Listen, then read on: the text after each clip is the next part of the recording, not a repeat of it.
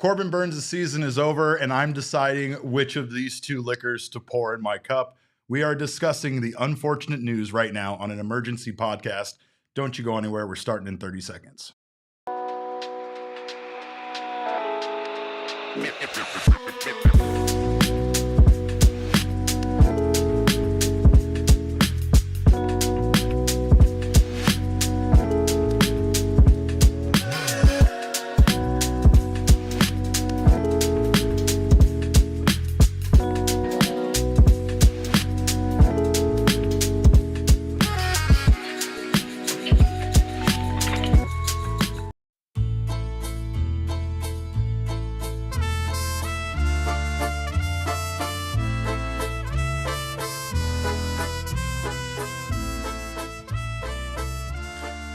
Well, no skis, no welcome in, just sadness here in Studio K, presented by our friends at Circle K. My name is Derek Montilla, occasionally known as the mayor of whatever the hell is happening here to Arizona sports.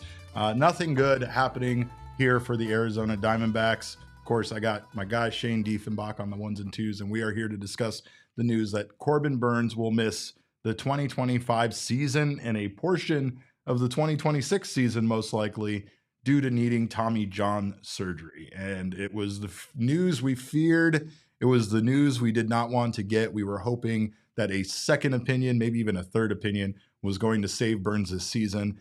And that is not what we have here. What we have here is a terrible blow to the Arizona Diamondbacks, a terrible blow to Corbin Burnes, and of course, just an all-around awful situation here for the Dbacks. Torey Lovullo announced today that Corbin Burnes will need to have season-ending Tommy John surgery for his elbow.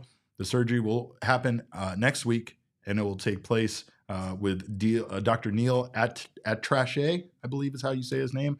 But this is based on Corbin Burnes coming out of his last outing after throwing 4 scoreless innings and telling the trainer, Max Esposito, that his elbow was done, is dead, was the, I believe was the terminology Burnes used. And I think when we saw him all say that, we knew it was bad. We knew it was going to be this bad. But again, I think the idea here that the Diamondbacks and Corbin Burnes were seeking out a second opinion maybe brought a little bit of hope. It does make all the sense in the world as to why you would want to get a second opinion before making this decision. But now, again, this is one of those situations where the tightness set in his elbow. Burnes said after the game he had never experienced anything like this, could not really differentiate a little bit between the elbow and the forearm tightness. But once you hear things like forearm tightness, you know it's not good.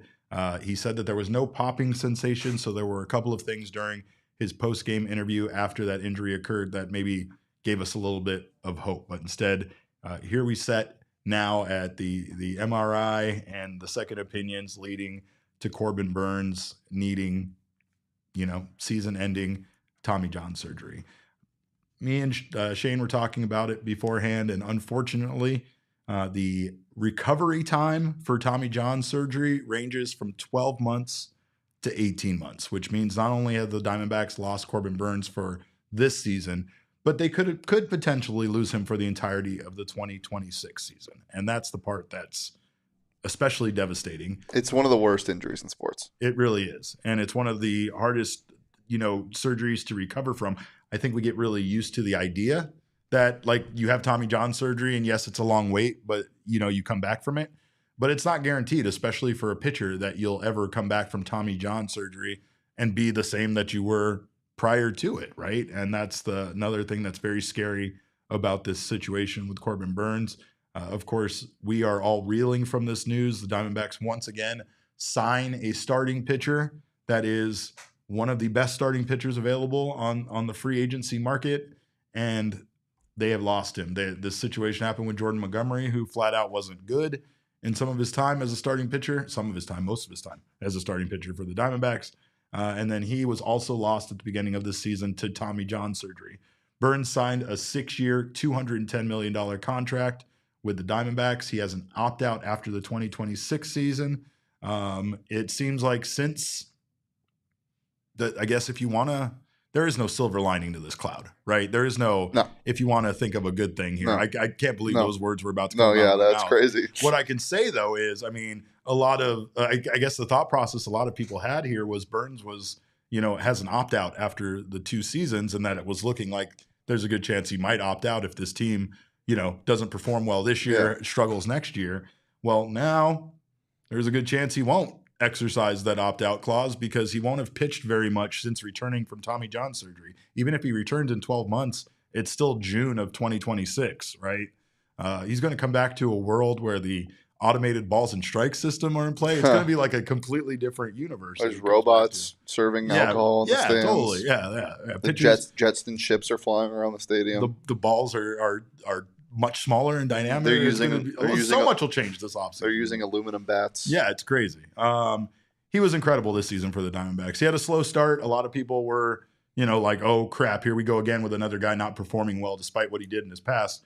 But Burnes was excellent this season. He had posted a 2.66 ERA in 12 starts. He had a 3-2 record. Not that matters. That's nothing he can control. But he was really, really good, posting a 1.67 ERA.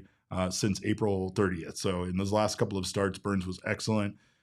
This just sucks all the way around. And it especially sucks for the Diamondbacks who, like I said on today's podcast, we're all in on this season. That's the reason why they invested in Burnes. There's a good chance that this is the last season that Zac Gallen and Merrill Kelly are part of this team. And it felt like this was the best starting rotation that they've ever had in franchise history, right? One, Randy Johnson even said that about this team's starting rotation. And now here we sit, losing the key piece, the crown jewel, if you will, of that rotation right now, where Corbin Burnes was this team's ace. And, now it kind of rests squarely on the shoulders of those guys that are still here that, quite frankly, are pitching for a big contract, or at least, their future in Zac Gallen and Merrill Kelly. They have all the personal reasons why they need to come out and shove and be their best this year. But now they have extra motivation. They have to save this team this year. We need Zac Gallen to once again be the ace of this staff. We need Merrill Kelly to basically be 1A, 1B with Zac Gallen. We need Brandon Pfaadt to figure things out after his last 2 horrific starts. And most importantly, we need Eduardo Rodriguez. The Diamondbacks need Erod more than they've ever needed him before. And quite frankly, it's not to say in the past they haven't needed him, but at this point, the Diamondbacks need something to work out with some of these pitchers that they acquired. Erod was putting up great numbers for the Tigers when he was a member of that team, and that's what the Diamondbacks need, is him to get that ERA from the 7s back down under 4. If he could do that, you feel like this starting rotation, with the addition of Ryan Nelson, who quite frankly has been a godsend as somebody that can step in when the Diamondbacks are missing starting pitchers, they can still get this done. You feel like the Corbin Burnes loss is huge and devastating and is hard to get over, hard to mentally get over the idea of losing a guy that was essentially your ace of your staff. But it's not to say that the Diamondbacks are dead in the water, right? They sit at 31-31 right now.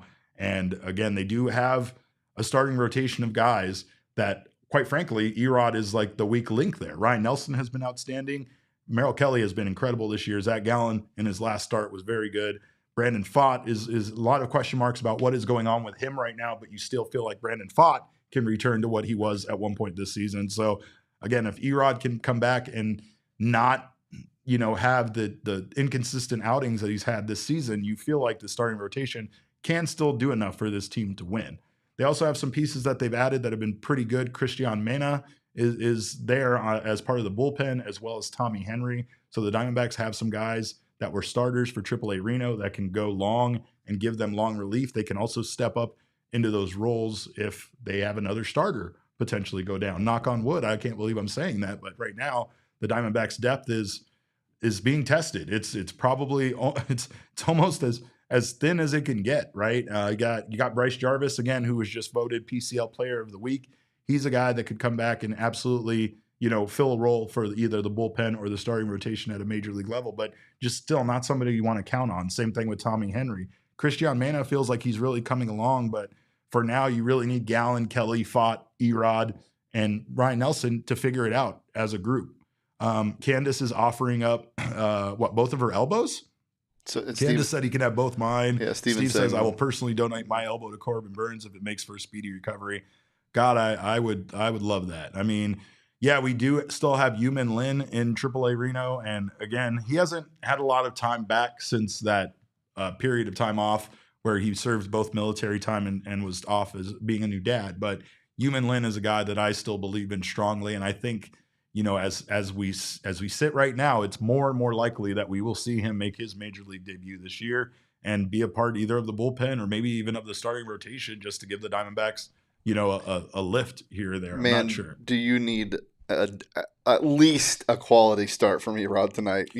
Just to give you hope, because if he has another horrible start, you're right. This fan base is gonna they're gonna give up. And that's what it is right now. It's about belief, right? The Diamondbacks come off of one of the most improbable comebacks they've ever had in franchise history, and belief in themselves as a team to win baseball games couldn't be any higher. And then you get this news, right? And this news just kind of has to drag you back down as a player. I doubt that a lot of guys in the clubhouse didn't already expect this to be the case. I'm sure they have more information than we do. I'm sure they probably knew that they were going down the path of Tommy John surgery. However, they still wanted to get a second opinion just to make sure they weren't making any kind of hasty decisions just based on, one medical expert's opinion, which is weird to say. But when you're talking about losing 12 to 18 months of your career, you absolutely should get maybe fourth and fifth opinions. I want a quack doctor's opinion. If Nick Riviera comes in and tells me that I need Tommy John surgery and agrees with the other three guys, then we're talking, you know what I mean? But I will say that this is one of those situations where the Diamondbacks right now already are very bad as far as their pitching is concerned. Relief pitching is bad. Starting pitching is bad. We were talking today about the numbers, but the Diamondbacks are currently 24th in Major League Baseball in ERA.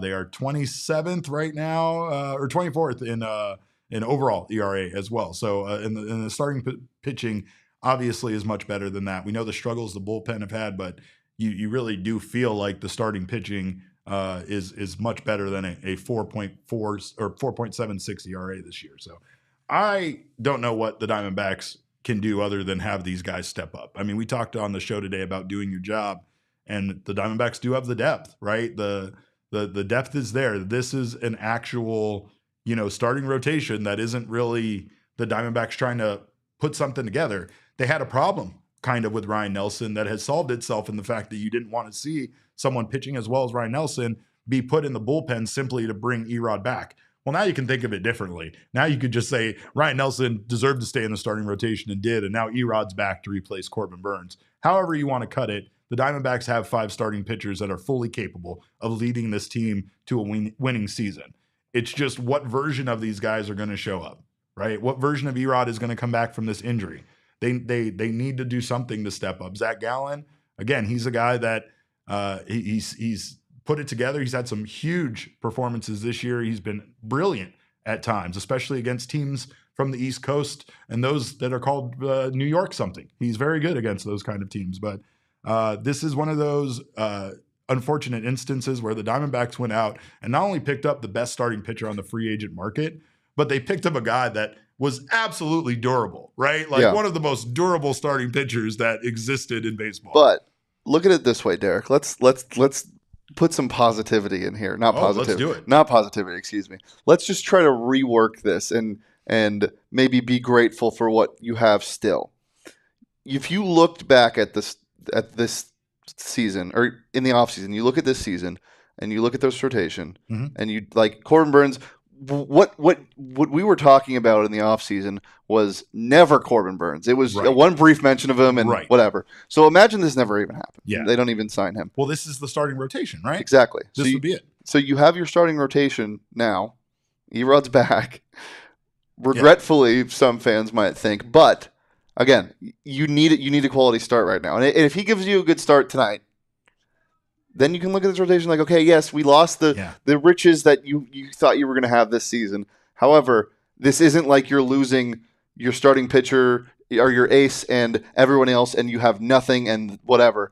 This rotation has been horrible and it's underperformed to the max. Absolutely. But if they can just get back to medium, this team still has the offensive firepower to be able to compete. So the season is not lost, but it's teetering. It's teetering, and it's a lot worse than what you thought going into this year. Yeah, and I think the bigger problem here is that it's teetering on the brink of disaster right when the trade deadline is coming up on July 31st.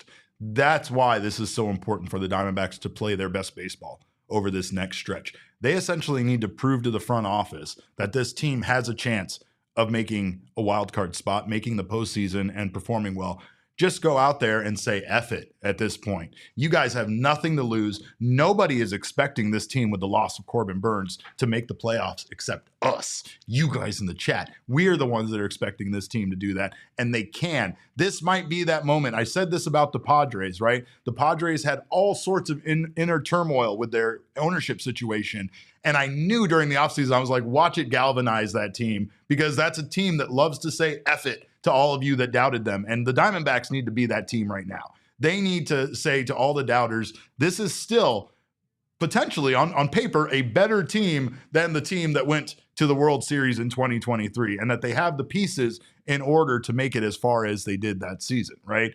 But if the Diamondbacks fall so far out of the hunt here over the next couple of weeks, or even once July comes around, that it doesn't really look like the playoffs is a possibility, there are far too many pieces on this team that are valuable to be traded off that the Diamondbacks could arguably get a haul for, but would basically wave the white flag on the season and end their season, right? You basically have to look at this like the season just started, but it has been shortened. And because you're 0-0 right now. Yeah, that's a great way to look at it. You're at 500. Yeah. And I know Gallen has been horrible. And I know this rotation in general has been horrible. But nothing before today matters. But nothing before today matters. Because that was all spring training. I like it. Let's reset now. I like that. I would go into the clubhouse with that attitude and that mantra, because that's exactly what they need to do, and that's exactly who they need to be at this point, right? Corbin Burnes was a wonderful addition to this team, and it caused us to lose our minds about how good this starting rotation could be this season. And then we lose Jordan Montgomery, and then we lose Blake Walston, or flip-flop those. Then we start losing piece after piece after piece. The bullpen kind of gets depleted there. We start having to call up guys that we were not really thinking we were going to see this year due to the depth that the Diamondbacks had. And now we sit in a spot where, one of their biggest, star players is gone for the season, but that guy only pitches every 5 days, and it's no guarantee on any day that he pitches that this team is going to win. So they need to use this as their moment to galvanize and come together. A connected team is an effing dangerous team, and that's what they need to be right now. They need to get each other's back, and they need to say that they can still do this with the team that they had. Nobody expected that team in 2023 to do what they did in the postseason, and now nobody expects this team to do it. Maybe that is the biggest problem with this team so far over the last 2 seasons, has been those expectations hanging over their head due to how good the team was theoretically on paper before the season started. Now they're the underdog. Now they're back to that spot. And I mean, rightfully so. It's not like to say at any point they deserve to be thought of as a contending team this season. Many MLB analysts have all called the Diamondbacks one of the biggest disappointments of the year. Rightfully so.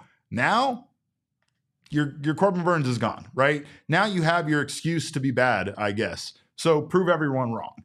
Go out there and play baseball, and play it the way that the Diamondbacks are used to playing baseball. I don't know if they can get back to that, but I do believe in this team, and I believe in the players that have been there. They have the experience to know that they can get it done. And again, the track record, when you look at the starting pitching staff on how good they've all been at times in their career, and not just distant past, just recently, except Erod, who still hasn't been good as a member of this Diamondbacks team. So I would love to see Erod especially come back and kind of be the guy that, I don't want to say saves the team, but is that piece that is that guy that stepped up and performed well after Corbin Burnes was gone. I believe Zac Gallen can do that. I don't believe Brandon Pfaadt is at all the pitcher that he's been over the last 2 outings. Not at all. He's not a yes hitter guy. He's definitely not a yes hitter guy for sure, right? But Erod, I don't believe in Erod right now, and I know why people don't. And he doesn't deserve to be believed in by people that root for this Diamondbacks team. So again, to Erod, prove us wrong. Prove us all wrong, and go out there and shove and be the guy that you were for the Tigers, and help this team make the postseason. There was a problem there like a week and a half ago when people were like, you're really going to send Ryan Nelson back to the bullpen? Well, guess what? Nope, we're not. He's staying in the rotation, and you get Erod instead of Corbin Burnes. So, I mean, Ryan Nelson, again, he has a lot to prove, and I think that he has shown that he can be a guy that wins baseball games for this team. Erod has proven he's a winner in the past, so do it now for this team. I just think that they are not as dead because of a loss of a starting pitcher as it feels like it. Yeah, most teams would be, but this is why you invest in a deep rotation. This rotation at the start of the season, if it was all healthy, you looked at it and you said, this could go 7 deep. Yeah, I did. So this is a frosty take. but this is why you do that. Right. That's what I keep thinking about. I wanted to pull the press conference clip, but it would have broke my heart too much to put on this program. But Corbin Burnes said during his opening press conference, because the narrative at the time was, what are you going to do with all these starters? And Corbin Burnes, out of his own mouth, said, you never make it through a season with just 5 starting pitchers. Well, those were prophetic words from Corbin Burnes at the time. And of course, this sucks that it happened to him. But he was also a very, very surprising addition to this team. And the Diamondbacks last year won a whole heck of a lot of games without Corbin Burnes. So plus, Edgar makes a great point. As long as Damon's here, you never know what can happen. I mean, yeah, like that's if he wasn't on Wildcats, maybe Corbin Burnes doesn't get Tommy John. You're right. I mean, he was producing another show while that happened. I don't want to. That's putting too much on. Yeah, him. that is. That's unfair. And let's put a lot on you too. Yeah. That's a lot of bad luck from. Well, I wasn't producing. Yeah, that's true. I was just hanging out. Oh man. Well, could have been anybody's fault. I don't. I blame Jesse Jr. I blame Jesse. I blame Jesse Sr. In fact, but I'll tell you, man. Again, this is a bad news that I think we were all expecting, but this is reality now. Now we deal with this and we push forward. And I think the Diamondbacks once again have the ability to win these baseball games with or without their starting pitchers. Look at what happened with Brandon Pfaadt's outing yesterday in the win over the Braves in their sweep, right? Brandon Pfaadt doesn't even deserve a no decision in that game, but he got one, right? And the Diamondbacks somehow win. Kendall Graveman gets the win, and I don't know what to believe in this team anymore. But I feel like at times when the odds are stacked against them, they seem to play their best baseball, right? So that's what we need, and I'm sure that's the feeling going on in the clubhouse today in Cincinnati, is that this series in Cincinnati against the Reds just kind of increased in importance, right? Because the one thing you want to do after getting devastating news like this is go out there and, shake it off and play a good baseball game, get your head in the right place and start focusing on how important every single game is between now and the July 31st deadline. That's the next thing we need to worry about. We can't even focus on the postseason or a wild card spot. What we need to focus on is having as good of a record as this team can have between now and July 30th, so that this front office doesn't start trading off these pieces that are going to be gone at the end of the year and start moving on this season. There's still just too much invested in this season. We can't let Zac Gallen and Merrill Kelly's last year here just kind of peter out into mediocrity. It's too important. And again, it's too important to those two guys. That whether they're here next season or not, both of those guys deserve to get paid and paid well for whatever they get paid for playing baseball next year. So I would love to see them make this personal, go out there and lead this team to victory in Corbin Burnes' absence. So maybe Zac Gallen kind of being the ace mentally again will be something for him. I don't know.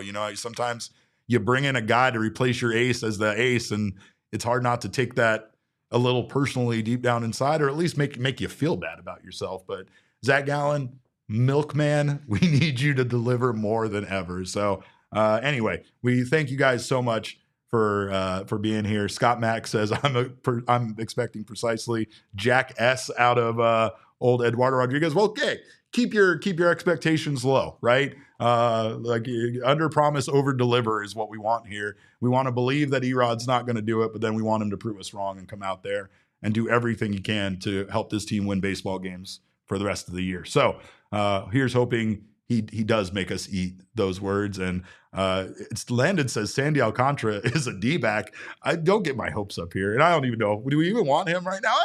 He's doing good this year. He's doing better, but at this point, I guess we'll take whoever we can get because we need more depth. That's something the Diamondbacks need for sure. But we appreciate you guys so much for stopping by. We will be back again on Monday with a Mailbag Monday episode. Until then, you can follow us on Twitter. I'm at @Caveman with a K. Shane is at Shane Deef. Our show is at PHNX_Dbacks, but as always, all roads lead to @PHNX_sports on Twitter, Instagram, and Facebook. We thank you guys again for popping in. We will see you on Monday. Unfortunately, try to have a good weekend. There's some fun stuff happening out there. Maybe watch some baseball, but also go live your life and try to maybe do things that don't make you feel as bad as losing one of your ace pitchers for the entire season. So again, thank you for your time. Behave yourselves. Have a wonderful weekend. And remember, kids, baseball is fun, but it is way more fun when you don't have to do podcasts about subject matter like this. We all silly like the mayor.